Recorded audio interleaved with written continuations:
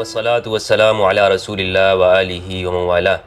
السلام علیکم ورحمۃ اللہ وبرکاتہ۔ ہمارے ہاں جب اہل سنت کی فقہ اور مذاہب کا تعارف کرایا جاتا ہے تو 4 مسالک، مذاہب اور فقہ کا تعارف ہوتا ہے۔ نمبر 1 حنفیہ، نمبر 2 مالکیہ، نمبر 3 شافعیہ، حنبلیہ۔ یہ 4 وہ فقہ بتائی جاتی ہیں جو کہ اہل سنت والجماعت کی ہے۔ اسی لیے ہمارے ہاں جو کتابیں لکھی گئی ہیں فقہ کی تو مذاہب اربعہ ان کو کہتے ہیں۔ ایک کتاب ہے الفقہ علی مذاہب الاربعہ، مصر میں پڑھائی جاتی ہے، اس میں ان 4 فقہ کی بات کی گئی اور یہ 4 اہل سنت والجماعت کی ہیں۔ یعنی ہمارے اہل سنت والجماعت کے مدارس میں خاص سنی ہوں، دیوبندی ہوں یا بریلوی، ان میں جب گفتگو ہوتی ہے کسی مسئلے کے بارے میں، کسی امام کی رائے کو ذکر کیا جاتا ہے تو ابو حنیفہ، شافعی، مالکی اور احمد بن حنبل، ان کی رائے کو بیان کیا جاتا ہے کہ ان کی رائے یہ ہے۔ لیکن افسوس کی بات یہ ہے کہ وہاں پر امام جعفر صادق علیہ السلام یا امام محمد الباقر علیہ السلام، ان کی رائے کو ذکر نہیں کیا جاتا، گویا کہ ان کی کوئی فقہ نہ ہو، گویا کہ انہوں نے کوئی تعلیمی کام نہ کیا ہو، کوئی علمی خدمت سر انجام نہ دی ہو، علیہ باللہ۔ اس کی کیا وجہ ہے؟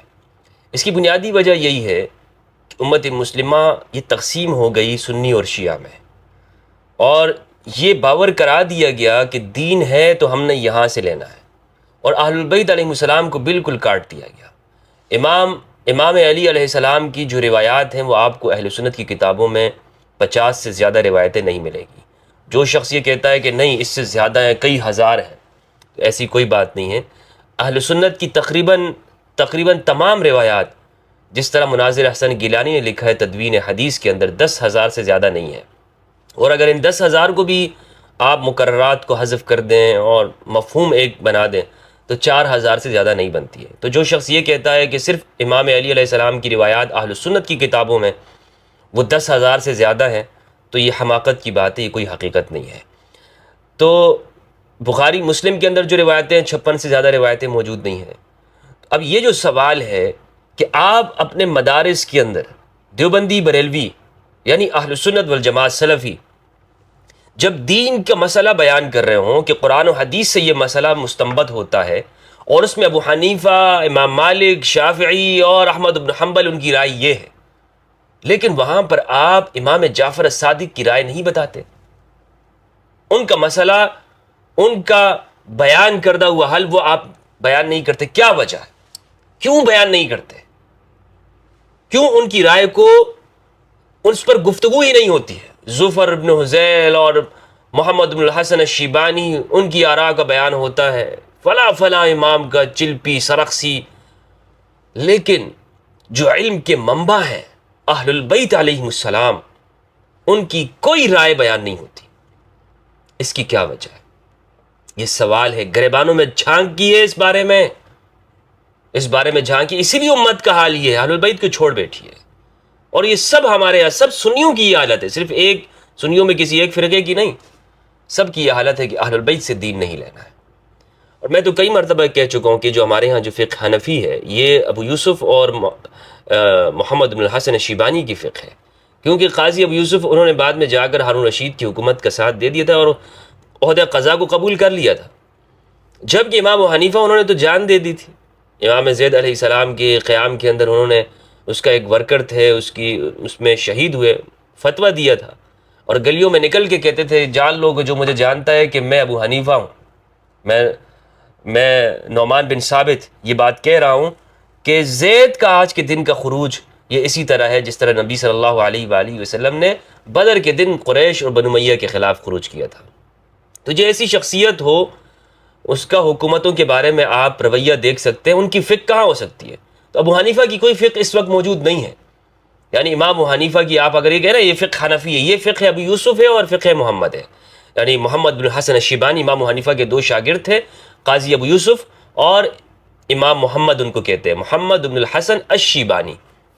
تو بہرحال امام ابو حنیفہ کی کوئی فقہ نہیں ہے، اور ان کا حکومتیں کہاں رہنے دیتی ہیں ایسے شخص کا نام کہ جو اہل بیت کے ساتھ کھڑا ہو، اور پھر ان کی شہادت ہی اسی لیے ہوئی ہے۔ تو اہل البیت علیہ السلام کی جو فقہ ہے وہ آپ کو کہیں پہ نظر نہیں آئے گی۔ ہمارے بیان کرتے وقت، گفتگو میں، محاضرات میں، دروس میں، لیکچرز میں، مدارس میں سرے سے بتایا نہیں جاتا۔ میں نے مدرسوں میں پڑھا ہے، یعنی جو ہمارے مدرسے کی جو تعلیم ہوتی ہے، ایک بچہ مدرسے میں داخلہ لیتا ہے 12 سال کی عمر میں، 14 سال کی، 15 سال کی عمر میں، تو اولا، ثانیہ، ثالثہ، رابعہ، خامسہ، سادسہ، سابعہ، موقوف علیہ، دور حدیث، 8 سال یہ ہو گئے، 2 سال تخصص کے ہو گئے، اس سے شروع کے آپ 3 سال اعدادیہ متوسطہ کے آپ لگا لیں، تو تقریباً 12 سال ہو گئے، جو کہ الحمدللہ ہم نے 12 سال پڑھا ہے۔ ان 12 سالوں میں ایک دفعہ بھی انہیں نہیں بتایا جاتا کہ امام محمد الباقر علیہ السلام کی اس مسئلے میں کیا رائے ہے، یا امام جعفر الصادق علیہ السلام کی کیا رائے ہے۔ کیوں؟ اسی لیے کہ دوسری طرف ایک فقہ موجود ہے جسے کہتے ہیں فقہ جعفریہ۔ فقہ جعفریہ، پوری فقہ موجود ہے۔ اور ایسا نہیں ہے، میں پہلے سمجھتا تھا کہ شیعوں کے پاس کوئی کتابیں نہیں ہیں، شیعوں کے پاس احادیث نہیں ہے۔ واللہ اہل سنت سے بڑا احادیث کا ذخیرہ موجود ہے شیعوں کے پاس۔ تفاسیر میں دیکھ لیں تو قدیم کتابیں ان کے پاس ہیں، اور اسی طرح حدیث کے اوپر، فقہ کے اوپر موسوعات لکھے ہوئے ہیں، علم کے ذخائر ہیں وہاں پر۔ یہ الگ بات ہے کہ میں اپنی گفتگو کے اندر اہل سنت کی کتابوں کو پیش کرتا ہوں، اس لیے کہ میں سنی مکتب سے تعلق رکھتا ہوں، اور یہ سنی بمانہ فرقے والا نہیں ہے، سنی بمانہ فرقے کے نہیں ہے، سنی بمانہ السنت محمد صلی اللہ علیہ وآلہ وسلم، وہ سنت مراد ہے جو کہ اہل البیت علیہ السلام ہے۔ تو یہ ہمیں نہیں پڑھایا جاتا، ایک دفعہ بھی یہ نہیں بتایا جاتا جناب امام جعفر صادق علیہ السلام نے فقہ کن سے لی ہے، بلکہ ان سے فقہ لینے والے کون ہیں؟ ابو حنیفہ کہتے لولا سنتان لہلک النعمان، 2 سال ابو حنیفہ نے امام جعفر صادق علیہ السلام کے قدموں میں بیٹھ کے گزارا۔ تو ان اساتذہ کی فقہ آپ نہیں لیتے۔ تو ایسے میں ایک ویڈیو بھی میرے سامنے، وہ بھی میں آپ کے ساتھ شیئر کرنا چاہتا ہوں، اس پہ بھی ہم دیکھیں کہ یہ سوچ کیا ہے، معلوم ہوگا یہ مولوی، یہ پیر حضرات، انہوں نے دین کہاں سے لیا ہے، ہم تک دین کہاں سے پہنچا ہے، جس میں یہ جو مار کاٹ، دل میں سختی، یہ سب کچھ جو نظر آتا ہے، یہ کن وجہ سے ہے، کس بنیادوں کے اوپر ہے؟ کیونکہ وہاں سے اہل بیت سے نہیں آ رہا، یہ آتا ہے ادھر سے ظالم بادشاہوں سے، حکمرانوں سے، ان کے کاسالیسوں سے، اور ان لوگوں سے جنہوں نے حکومت وقت سے مال غنیمت لوٹا اور ہتھیایا، ان لوگوں سے سب کچھ ہم تک پہنچا۔ اسی لیے آپ دیکھیں تو آج امت مسلمہ میں جو تفرقہ ہے یا جو سختی پائی جاتی ہے نا، اس کی بنیادی وجہ ہے۔ تو یہ ایک مولوی صاحب کی ویڈیو ہے، یہ بالکل آپ دیکھیں گے، آپ کو اس کے ساتھ ساتھ دیکھتے بھی جائیں گے، اس پہ تبصرہ بھی کریں گے کہ یہ کیا کہہ رہے ہیں، یہ سنیں گے، آپ کو معلوم ہوگا کہ یہ سب کچھ یہ ذہنوں میں جو بھرتے ہیں یہ کس طرح سے۔ اگر تقلید ضروری ہے تو امام علی، امام حسن، امام حسین، امام جعفر کی کیوں نہیں؟ وہ تو ابو حنیفہ، مالک، شافعی اور احمد سے بڑے ہوئے ہیں، بالکل کرو آپ، امام حضرت علی کی کرو، کون منع کرتا ہے؟ اگر حضرت علی کی فقہ کہیں موجود ہے تو کر لیں۔ تقلید کے بارے میں سوال کیا کہ آپ ابو حنیفہ، مالک اور شافعی وغیرہ کی تقلید کرتے ہیں تو امام علی کی آپ کیوں نہیں کرتے؟ تو انہوں نے جواب دیا اگر موجود ہے کہیں پہ تو آپ کریں۔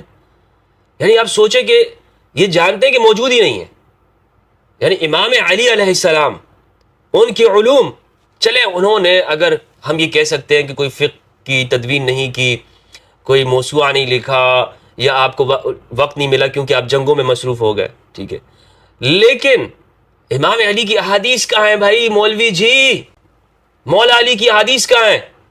بخاری مسلم سے آپ مجھے 100 احادیث جمع کر کے بتا دو، یا سائے ستہ سے مجھے جمع کر کے دکھا دیں کہ یہ دیکھیں مولا علی کی یہ احادیث ہے۔ چند روایات آپ کو ملیں گی سینکڑوں میں، باقی احادیث امام علی علیہ السلام کے نہیں ہیں۔ آپ کے پاس کچھ نہیں ہے مولا علی کا، ہاں آپ نے ادھر ادھر سے سب کچھ جمع کیا ہوا ہے، ساری آپ پوری بخاری مسلم سب چھان ماریں، آپ کو جو روایات ملیں گی معلوم ہوگا کہ کہاں سے روایات آ رہی ہیں، ذہنیت پتہ چلے گی بھائی یہ سنی مذہب ہے کیا چیز جو انہوں نے تراشا ہوا ہے، جس میں یہ عقیدہ سر فہرست ہے کہ والدین کریمین، نبی صلی اللہ علیہ وآلہ وسلم کے والدین الیاذ باللہ استغفر اللہ العظیم جہنمی ہے، یا جناب ابو طالب علیہ السلام وہ جہنمی ہے، ان کو عذاب ہو رہا ہے فلاں فلاں، یہ عقائد اس کے اندر موجود ہے۔ یہ کہاں سے آئے ہیں؟ اور نبی صلی اللہ علیہ وآلہ وسلم نے خودکشی کی کوشش کی، بخاری کی روایت ہے، پڑھیے، معلوم ہوگا آپ کو، کیونکہ مولا علی سے تو آپ نے دین نہیں لیا نا۔ مولا علی کے بارے میں اگر آپ سے پوچھا جائے کہ اگر آپ زمانے میں ہوتے، اچھا دعائیں کرتے ہیں، یا اللہ ہمیں مدینہ کا کتا بنا دے، یا اللہ کاش ہم مدینہ کے کتے ہوتے، کاش ہم مدینہ کے بچھو ہوتے، چینٹیاں ہوتی، مچھر ہوتے مدینہ میں، پتہ نہیں ہے کہ یا نہیں ہے، میں تو گیا ہوں وہاں تو مجھے نہیں ملا، لیکن مطلب یہ اس طرح کی دعائیں مانگتے رہتے ہیں۔ تو اگر آپ یہ دعائیں مانگتے ہو، او بھائی اس زمانے کے اندر جب مولا علی علیہ السلام ہے، ان سے پوچھیں اگر آپ اس زمانے میں ہوتے تو آپ کیا کرتے، کس کے ساتھ ہوتے؟ باغیوں کے ساتھ ہوتے، ان کے سردار کے ساتھ، یا مولا علی کے ساتھ؟ تو آپ کو کہیں گے کہ میں تو ہوں ہی نہیں، میں تو اس زمانے میں ہوں ہی نہیں، تو کیسے کہوں؟ جیسے میرے سامنے ایک مولوی صاحب نے کہا تھا۔ تو یہ بات ہے، عقل سے بھی کام لینا چاہیے۔ تقلید کس کو کہتے ہیں؟ تقلید کہتے کس کو؟ یہی پتا نہیں۔ تقلید کہتے ہیں کسی شخص پر اعتماد کر کے یہ کہنا کہ اس کے پاس تو مسئلے کی دلیل ہے، مجھے دلیل کی ضرورت نہیں، اس نے بتلا دیا مجھے معلوم ہے۔ آپ میری تقلید کر رہے ہیں کہ نہیں کر رہے ہیں؟ میں آپ کا امام ہوں اور آپ میرے پیچھے کھڑے ہیں، اس کو کیا کہتے ہیں؟ تقلید ہی تو کہتے ہیں۔ تقلید کا مطلب یہ ہے کہ جو مسائل ہمیں معلوم نہیں، ہم کسی عالم پر بھروسہ کر لیں اور اس کی بات سن کے یقین کر لیں، سپوز یہ صحیح ہے۔ دلیل کیا ہے؟ ہم کہتے ہیں دلیل تو ہمیں معلوم نہیں، البتہ ہم نے فلاں عالم سے پوچھا، اس کو دلیل معلوم ہے۔ جب ہمیں معلوم ہوگا کہ اس کے پاس کوئی دلیل نہیں، وہ غلط کرا، تو ہم اس کی تقلید چھوڑ دیں گے، دوسرے سے پوچھ لیں گے۔ تو امام ابو حنیفہ، امام مالک، امام شافعی، امام احمد بن حنبل تو وہ لوگ ہیں جن پر شیخ عبد القادر جیلانی، حضرت امیر کبیر سید میر علی حمدانی، یہ سب جو ہیں انہی حضرات کی تقلیدیں تو کر رہے تھے۔ اب بیچ میں سے کھڑا ہو گیا حضرت علی کی تقلید کرنے کے لیے، تو بڑے شوق سے یہاں آ کے کھڑا ہو۔ مفتی صاحب یہ سب جو ان کی تقلید کر رہے ہیں، شیخ عبد القادر جیلانی یا جن کا آپ نے نام لیا، اگر کسی کی تقلید کریں تو یہ کوئی سند نہیں ہوگا۔ امام علی علیہ السلام وہ امام ہے، یہ جو امام کا لفظ ہے نا، یہ جشتہ ہی یہاں پر ہے علی کے نام کے ساتھ، امام علی علیہ السلام، اور بنص رسول امام ہے۔ کئی احادیث میں، کئی ویڈیوز کے اندر موضوع کے طور پر پیش کر چکا ہوں امام علی علیہ السلام کے بارے میں، کہ نبی صلی اللہ علیہ وآلہ وسلم نے فرمایا انت الامام، امام المتقین، امام البررہ، قاتل الفجرہ۔ امام علی علیہ السلام کے القاب ہیں امام البررہ، امام المتقین، مستدرک للحاکم کی روایت ہے۔ اور اسی طرح سے انت تبین لامتی ما اختلفوا فیہ من بعدی، اے علی آپ وہ بیان کریں گے کہ امت کے معاملات کو کہ جس میں وہ میرے بعد اختلاف کر جائے، بیان کون کرے گا؟ علی کرے گا۔ اور لا یبلغ یا ولا یؤدی عنی الا انت او علی، اللہ رب العزت نے جبرائیل کو بھیجا 9 ہجری کے اندر، جب نبی صلی اللہ علیہ وآلہ وسلم نے ابو بکر رضی اللہ عنہ کو سورہ برات کا تلاوت کرنے کا حکم دیا تھا، کہ سورہ برات کو جو سورہ توبہ کو دے کے بھیجا کہ ابو بکر اسے مشرکین کے سامنے بیان کر دیجیے گا، لیکن ابو بکر رضی اللہ عنہ نکل پڑے تو جبریل امین آ گئے، وہاں سے حکم ہوا یا رسول اللہ صلی اللہ علیہ وآلہ، اللہ رب العزت کا یہ فرمان ہے، یہ کہنا ہے کہ یا تو اس حکم کو آپ بیان کریں گے، یا آپ بیان کریں گے، یا وہی بیان کرے گا کہ جو آپ میں سے ہو، یعنی علی۔ تو پھر نبی صلی اللہ علیہ وآلہ وسلم نے امام علی کو بھیجا، امام علی وہاں پہ گئے اور ابو بکر رضی اللہ عنہ سے وہ حکم لے لیا، یعنی سورہ برات لے لی، اور امام علی علیہ السلام نے اس کو بیان کیا۔ یعنی دین کے جو احکام ہیں، دین کے جو معاملات ہیں، وہ یا تو نبی بیان کرے گا یا علی بیان کرے گا، اور کسی کو حق نہیں پہنچتا۔ ابو بکر رضی اللہ عنہ کی عزت و احترام اپنی جگہ پر، لیکن دین کے معاملات بھی ابو بکر رضی اللہ عنہ کے بیان کرنے کی بات نہیں ہے۔ دین میں حضرت ابو بکر کی رائے بھی معتبر نہیں ہے۔ رائے کس کی معتبر ہے؟ اہل البیت علیہ السلام کی رائے معتبر ہے۔ کیوں؟ اس لیے کہ وہ قرآن اور اہل البیت ہے۔ حضرت ابو بکر رضی اللہ عنہ کی رائے دین میں جو میں معتبر نہ ہونے کی بات کر رہا ہوں، وہ اس اعتبار سے ہے کہ جہاں یعنی ایک شرعی مسئلہ ہو۔ خود حضرت ابو بکر کئی مسائل میں امام علی علیہ السلام سے پوچھا کرتے تھے، حضرت عمر رضی اللہ عنہ کہا کرتے تھے لولا علی لہلک عمر، اور بخاری کی روایت ہے اقضانا علی اقرأنا ابی واقضانا علی، حضرت عمر رضی اللہ عنہ فرماتے ہیں کہ ہم میں سب سے زیادہ بہترین فیصلہ کرنے والا ہم میں وہ کون ہے؟ علی، وہ امام علی علیہ السلام ہے۔ تو یہ حضرت عمر کا کہنا ہے۔ اور اقضا یعنی قاضی، سب سے بڑا قاضی وہی ہوگا جو سب سے بڑا عالم ہوگا۔ تو حضرت عمر اپنے میں سب سے بڑا عالم کس کو مان رہے ہیں؟ مولا علی مشکل کشا کو مان رہے ہیں، ٹھیک ہے؟ تو یہ کہنا کہ جناب اگر ہے تو آپ کھڑے ہو جائیں اور مجھے بتائیں کہاں پر ہے، تقلید کریں، یہ سب بچکانہ باتیں ہیں۔ دراصل اہل بیت سے لوگوں کو دور کرنا ہے، اہل بیت علیہ السلام۔ ہوں وہ جواب دے مجھے حضرت علی کا کیا فیصلہ ہے اس میں، تو ہم بھی سارے حضرت علی کی تقلید کریں گے۔ آپ اگر یہ کہتے ہیں کہ اس بارے میں کیا فیصلہ ہے مولا علی کا، تو ایسے تو کوئی نہیں کہہ سکتا کہ آپ کو ایک ایک چیز کے بارے میں آپ کو کہے کہ بھائی حدیث، آپ مولا علی کی بات کریں، میں آپ سے کہوں کہ اس بارے میں آپ مجھے حدیث بتا دیں.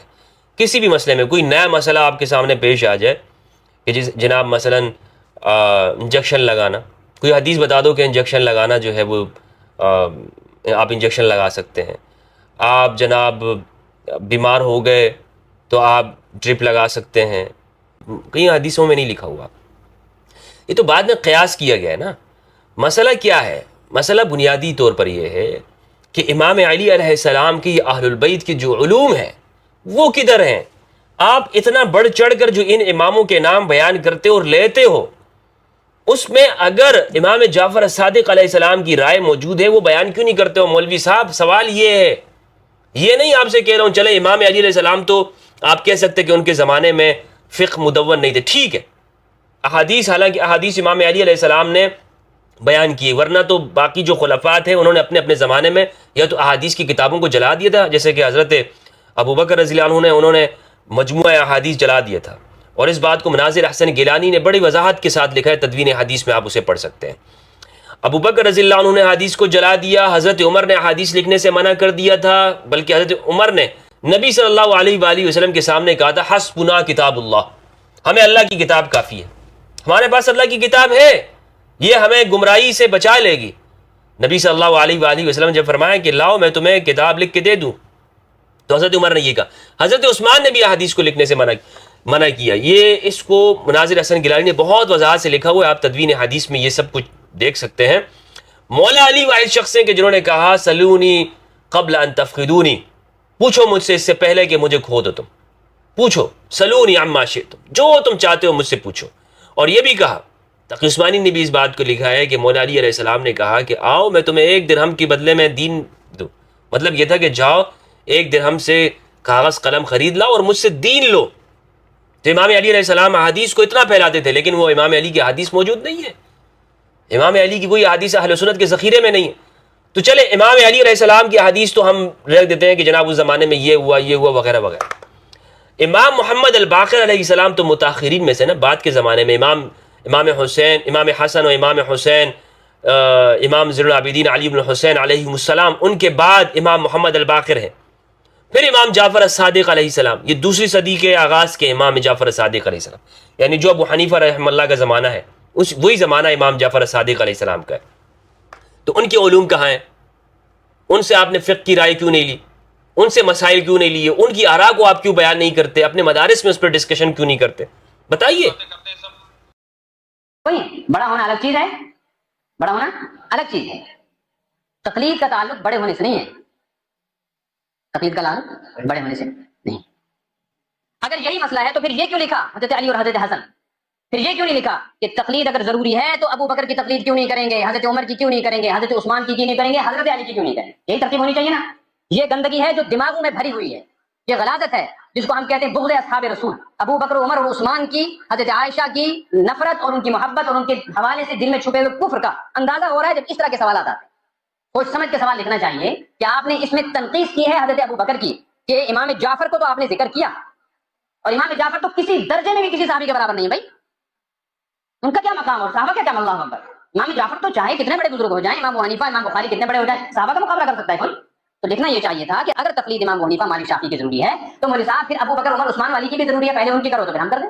تو اس پر ہم یہ کہیں گے کہ یہ 4 انہی کی تقلید کر رہے ہیں، لیکن ہماری عقل وہاں نہیں پہنچی جہاں ان کی پہنچ گئی، تو ہم نے اعتماد کیا. استغفر اللہ العظیم.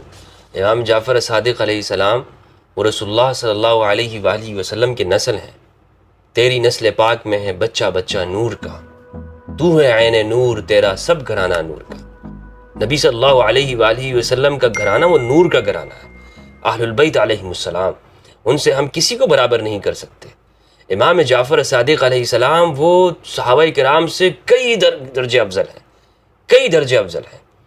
کیوں؟ وہ نبی صلی اللہ علیہ وآلہ وسلم کا خون ہے. نبی صلی اللہ علیہ وآلہ وسلم نے امام حسن حسین کو اپنا بیٹا کہا ہے.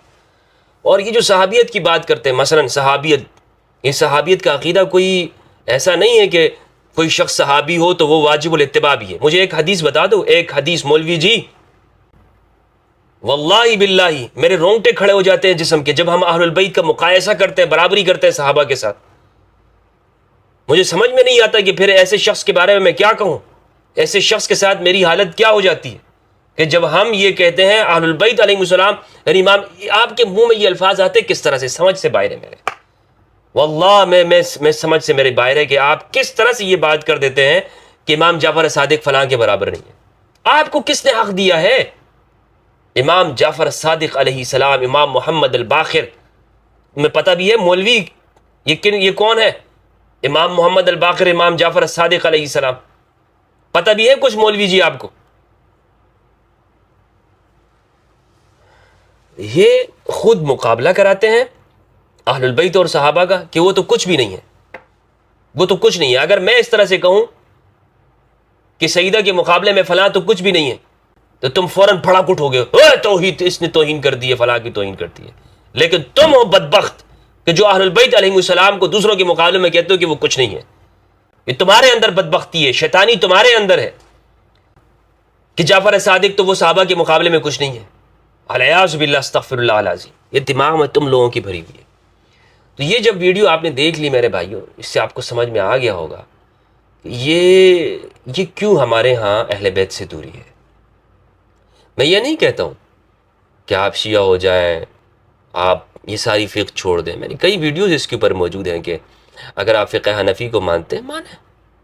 میں خود فقہ حنفی کے مسائل پہ عمل کرتا ہوں، فقہ شافعی پر کرتے ہیں کریں، فقہ مالکی، فقہ حنبلی، لیکن خدا کے لیے اہل البیت کو سمجھیں، اہل البیت کی آراء کو معلوم کرنے کی کوشش کریں کہ اہل البیت کون ہیں۔